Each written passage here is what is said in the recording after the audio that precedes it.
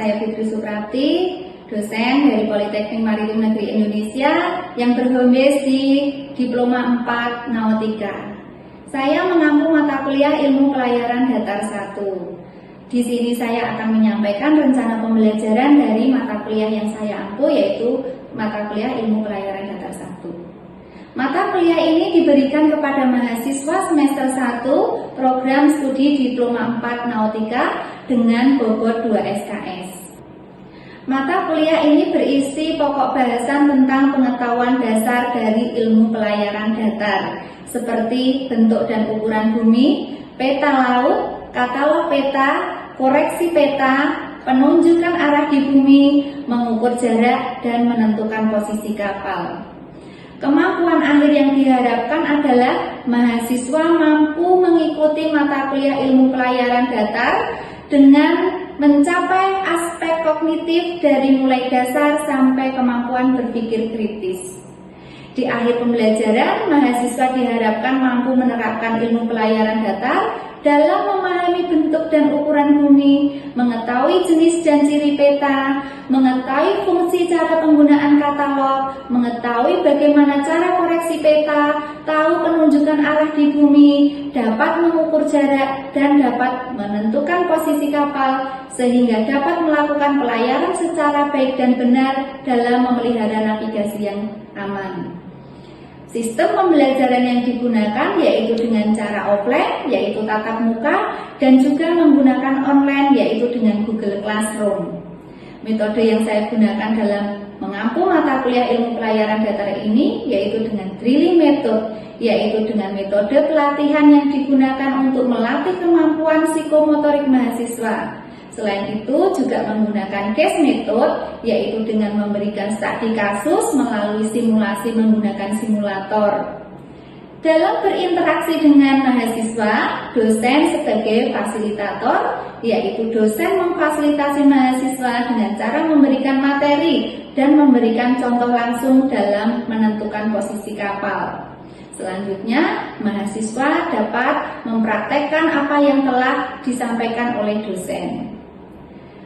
Selanjutnya, dosen mengecek kembali apa yang telah mereka kerjakan, kemudian memberikan pertanyaan sebagai interaksi langsung dan juga untuk mengetahui seberapa besar pemahaman mahasiswa, sehingga kemampuan akhir yang ditetapkan dapat tercapai. Selanjutnya, untuk pemberian nilai pada mata kuliah ilmu pelayaran datar 1, yaitu terdiri dari kehadiran 5%, tugas 15%, UTS 30% dan UAS 50%. Demikian penyampaian rencana pembelajaran mata kuliah ilmu pelayaran datar 1. Selanjutnya saya akan menyampaikan video pembelajaran mata kuliah ilmu pelayaran datar 1. Sebelum mengawali pembelajaran pada siang hari ini, marilah kita berdoa. Berdoa dimulai. Berdoa selesai. Saat di tempat, selamat siang. Selamat siang, Karuna. Oke, ini adalah pertemuan ke-10 ya. Pertemuan 10 itu membahas tentang baringan dan posisi kapal. Iya, jadi garis baringan adalah garis lurus ya, sepanjang busur derajat diukur dari arah utara atau 0 derajat ke benda yang dibaring. Jadi kita gambarkan contohnya ya. Contohnya ini adalah benda yang dibaring, diukur dari arah utara. Ini misalnya ya. Nah, ini berapa derajat? Ya, ini disebut baringan.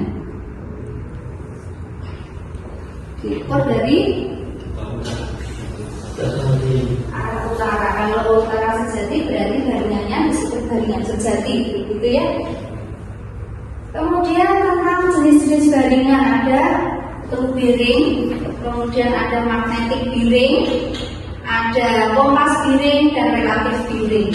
Tergantung dari tadi mengukurnya dari mana. Kalau dari utara sejati ke benda baringan, ini disebut baringan sejati.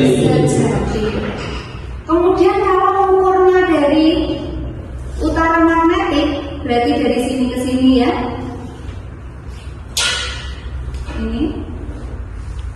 Ini berarti disebut baringan magnetik.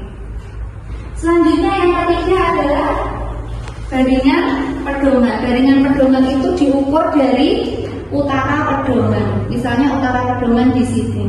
Jadi ini adalah disebut baringan pedoman. Gitu ya.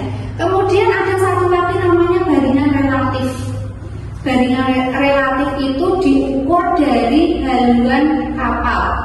Ya, nanti contohnya adalah ketika kalian membaring benda dengan metode baringan geser, ya, atau baringan istimewa, atau baringan empat surat itu mengukurnya dari haluan kapal.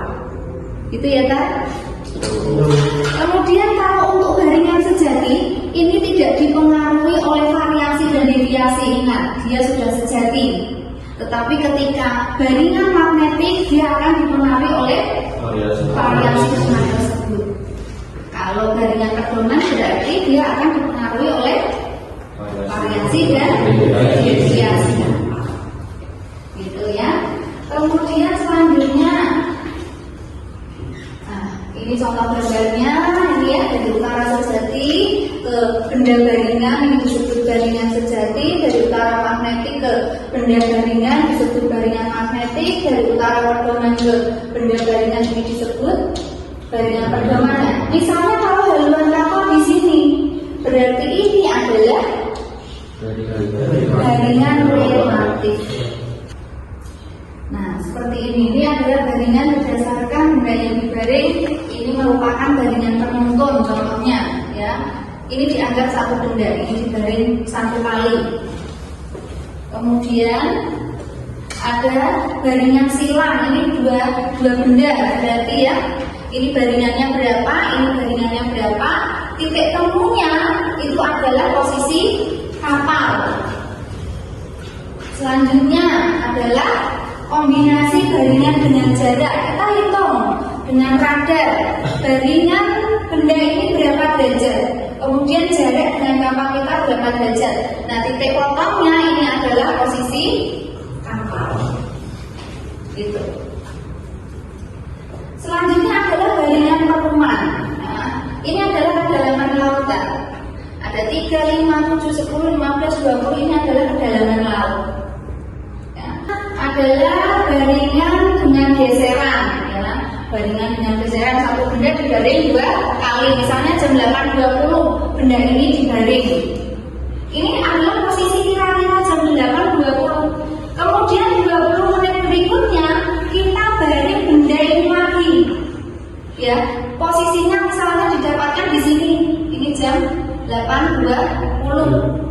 Kemudian digeser dengan melihat kecepatan kapal, misalnya kecepatan kapal 6 knot. Berarti kalau 20 menit itu berapa mil jarak yang ditempuh? Nah, itu dari baringan 1 digeser sejauh jarak yang ditempuh kapal sepanjang garis baringan. Nah, titik potongnya misalnya di sini ya, misalnya di sini titik potongnya ini adalah posisi kapal. Berarti jam 8.20 posisinya di mana? Bukan di sini, tetapi di sini. Gitu. Selanjutnya adalah baringan 4 surat. Baringan 4 surat ini sama dengan baringan geser, cuma sudutnya sudah ditentukan. Baringannya adalah 4 surat, itu berarti satu surat berapa derajat? 11,25. Kalau 4 surat berarti dikali 4 berapa? 45 derajat. Nah, itu diukur dari mana 45 derajat? Dari haluan kapal kita. Contohnya ini misalnya haluan kapal kita ya. Nah, ketika benda yang kita baring itu sudutnya 45 derajat terhadap kapal kita, 45 derajat itu bisa di sebelah kanan ataupun sebelah kiri. Itu dicatat jam berapa. Kemudian ketika kapal kita tegak lurus dengan benda yang dibaring, dicatat lagi jam berapa, ya. Kemudian waktu selisihnya kita hitung, kita lihat kecepatan kapal kita. Berarti jarak yang ditempuh selama jeda waktu kalian membaring itu berapa mil jaraknya yang sudah ditempuh kapal. Ya. Kemudian didapatkanlah posisi kapal. Berarti fix-nya tahunya adalah di baringan yang kedua. Setelah kita baring yang kedua, saat membaring yang pertama kita belum tahu fix-nya posisi kapal kita. Ya. Selanjutnya ada baringan 30 dan 60. Ini disebut juga baringan sudut berganda. Ya. Kenapa disebut baringan sudut berganda? Jadi baringan pertama misalnya adalah 30 derajat, baringan kedua harus 2 kali dari sudut baringan yang pertama, berarti harus di sudut 60. Kalau misalnya baringan pertama hasilnya sudutnya adalah 25 terhadap baluan kapal kita, baringan kedua berarti 50 derajat. Makanya disebut dengan baringan sudut berganda. Caranya menentukan haluannya dan posisi kapalnya berarti sama seperti geseran, cuma tinggal sudutnya aja yang berbeda. Nah, ini disebut juga dengan baringan istimewa. Ya, baringan istimewa itu adalah di baringan pertama juga 6,5 derajat sudah ditentukan, baringan kedua di 45 derajat dan baringan ketiga di 90 derajat terhadap haluan kapal, bukan terhadap utara ya, tetapi terhadap haluan kapal. Kenapa disebut istimewa? Karena kita akan tahu jam berapa kita melintasi benda yang kita baring tersebut, jam berapa kita tegak lurus dengan benda yang kita baring tersebut, itu sudah bisa kita perkirakan. Karena sudah terhitung kan dari sini, ini jam berapa, kemudian di sudut 45 derajat, jam berapa, sisi waktunya berapa menit, sehingga ketika tegak lurus sudah diketahui jamnya jam berapa. Nah, itulah makanya disebut dengan baringan istimewa.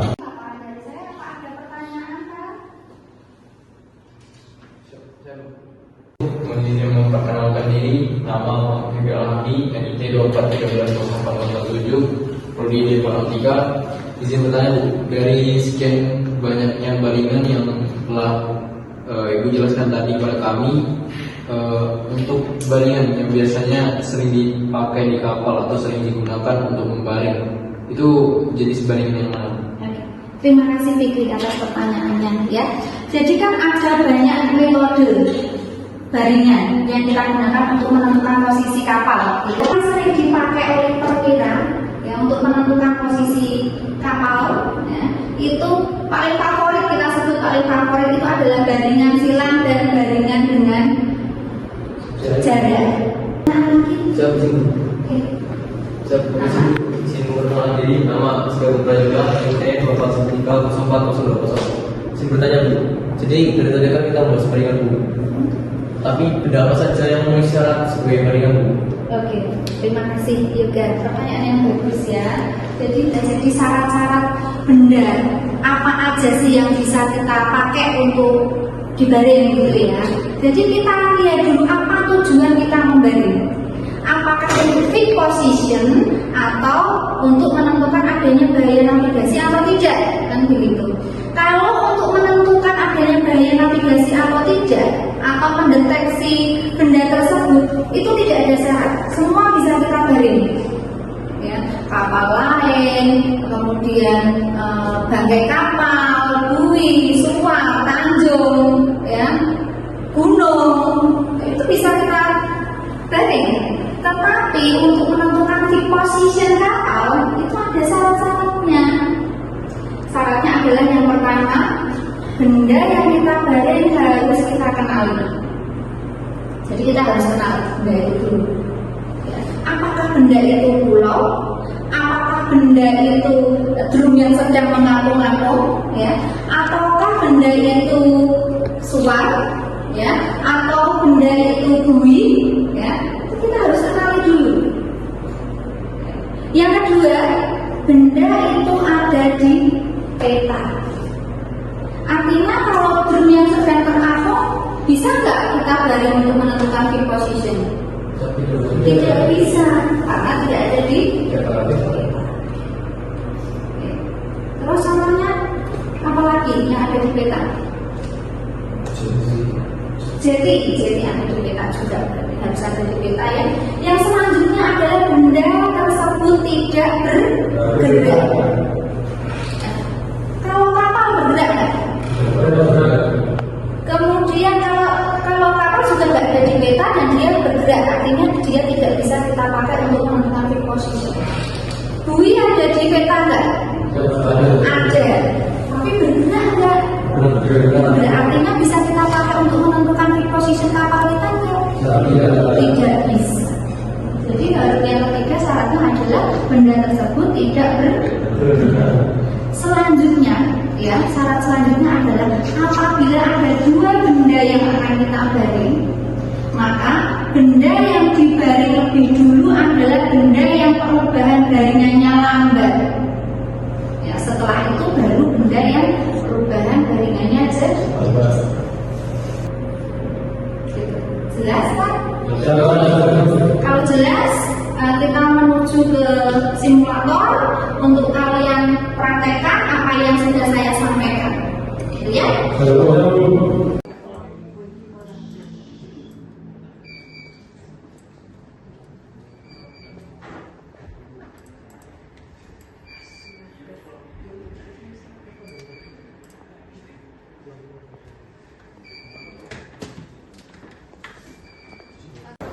Jadi ini kan padernya masih standby, kita on-kan dulu. Kita tunggu sebentar. Kemudian lihat ringnya bisa di 6 mil atau 12 mil atau berapa, sesuaikan ya. Nah, contohnya kita pakai ring yang 6 mil. Pulau ini kita pastikan ada di peta atau enggak ya. Kita lihat dulu. Dilihat ada di peta atau enggak. Nah, kemudian untuk membaringnya kita butuhkan VRM, variabel ring marker, untuk menghitung jaraknya. Oke, kemudian kita butuh EBL, equivalent bearing length. Nah, ini baringannya. Nah, ya, ketemu baringan, ketemu jarak. Berarti metode baringan apa yang dipakai? Baringan dengan jarak, ya. Baringan dengan jarak. Baringannya berapa kan? Nah, 49 itu kita pakai mode heading up. Ini heading up ya, biar tidak mengurangi atau menambahi. Kalau kita pakai heading up harus kita tambahi atau kita kurangi. Tinggal pulaunya itu di sebelah kanan apa sebelah kiri ya. Kita pakai not up saja. Oke. Ya, kalau not up ngitungnya berarti dari busur 0 derajat. Berarti ketemu ini baringannya 172, jaraknya berapa?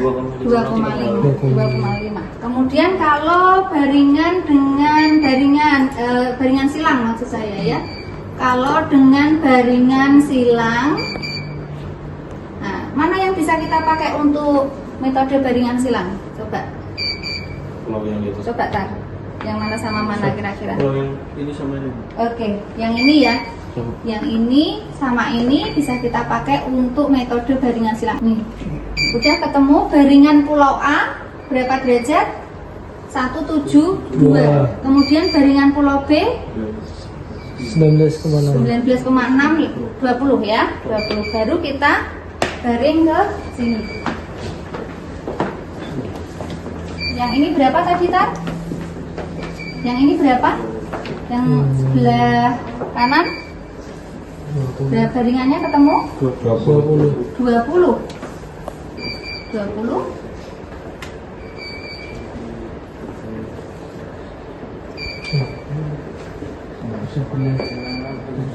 Ini ya, lihat ya, angkanya 20 terus ditarik ke pulau tersebut. Seret. Kemudian yang pulau B berapa? 172 di sini.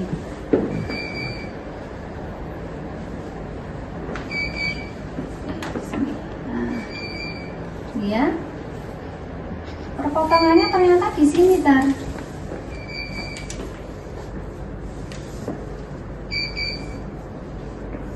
Letaknya di sini. Nah, ini adalah posisi Kapal. itu ya. Sabu. Bisa? Bisa. Coba nanti kalian praktekkan. Siap. Sekarang kalian ke kubikel masing-masing. Ya, satu kubikel 2 orang atau 3 orang. Kemudian dipraktekkan, oke? Ini tidak bisa, yang sebelah.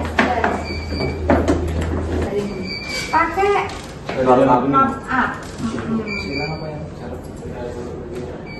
Dicoba dua-duanya ya. PI itu paralel indeks. Di off aja. Yang atasnya itu satu diklik lagi, ya. IPL itu. Yang bawah lagi. Oh, iya, betul. Iya. Nah, misalnya pulau yang atasnya itu dipasin di ujungnya. Yang ini Bu. Yang bawah itu belum ujungnya, itu kalau di ringnya lebih besar lagi masih ini pulaunya nyambung lagi. Paling ujung aja yang depan, yang kelihatan jelas kan yang depan, bukan yang iya. Nah, itu kan paling jelas sekali kan ujungnya. Coba itu sekarang diplot di peta. Itu jaraknya berapa, baringannya berapa? Jarak 9 namanya. Biar nggak lupa dicatat dalam kertas. 29 derajat. Jaraknya 5,6. Ini ada kertas, boleh dicatat di situ, baru dibawa ke tengah.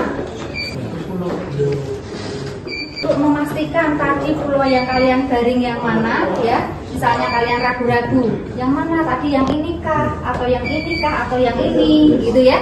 Ini dilihat lintang bujurnya. Pulau ini berada di lintang bujur berapa? Yang kalian baring. Lintang bujurnya di mana? Terus dicek. Ini berarti lintangnya berapa? 1 derajat 18 menit, bujurnya 103 derajat 25 menit ya. Nah, itu dilihat di sini.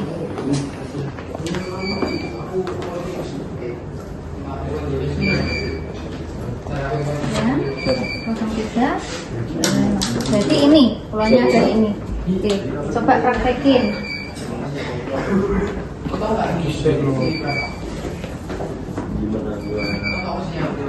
Di ini aja, di sini dicatat di sini, ya, nggak lupa.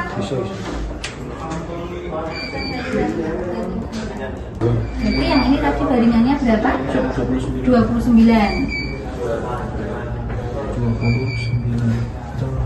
Ini. Loh,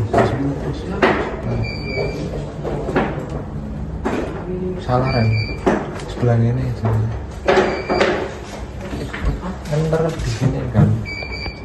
Ini 29. 29. Ini benar 29. Dikasih tengah 29. Kasih titik tengah, tarik ke sana. Kalau biasa Enaknya di- pakai ini loh. Nah, yes. Saya tak cuy. Nah, apa tuh? Nah, sini. Ya. Pulau Terus satunya satunya 164. Ini ada belum tuh. 160. Tiga kan itu. Iya. enggak, karena dipraktekin. Oh.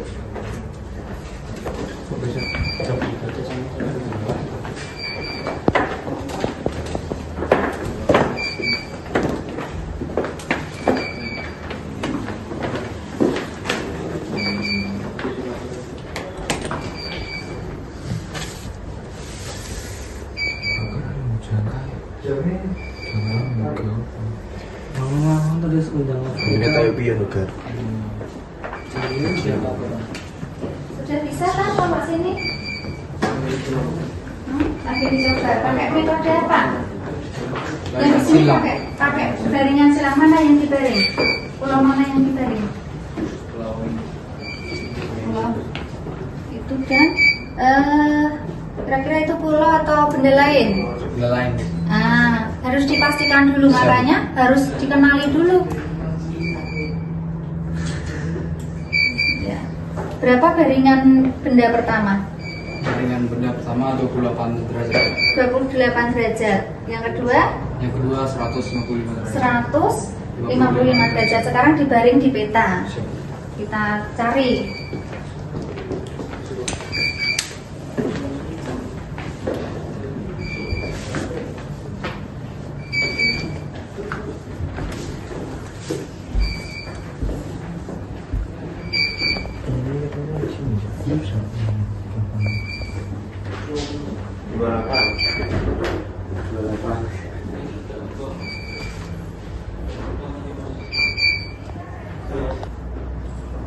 Sisi yang lain ya, yang sini coba.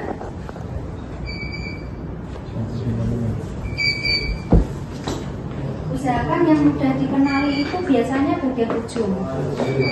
Kecuali pulaunya kan kecil, kalau tengah nggak masalah ya. Tapi kalau pulaunya besar, sulit untuk menentukan tengahnya.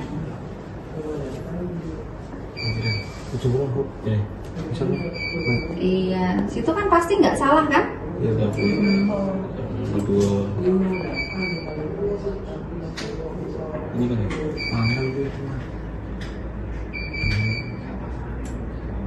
Iya. Udah ketemu posisinya? Masih proses.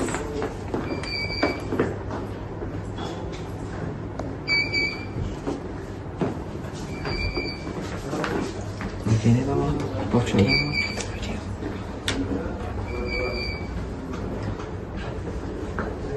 Kalau sudah ketemu semua, akan coba mungkin dijalankan biar posisi kalian berpindah.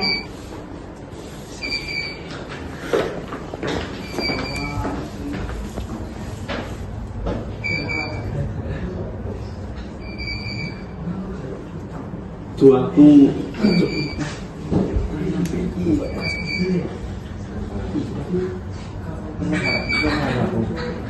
gerak. Di betul tadi. Masih mbok, masih nak tadi oleh mbok. Iya. Ini aja terserah. Biar ya. Yang penting pulang.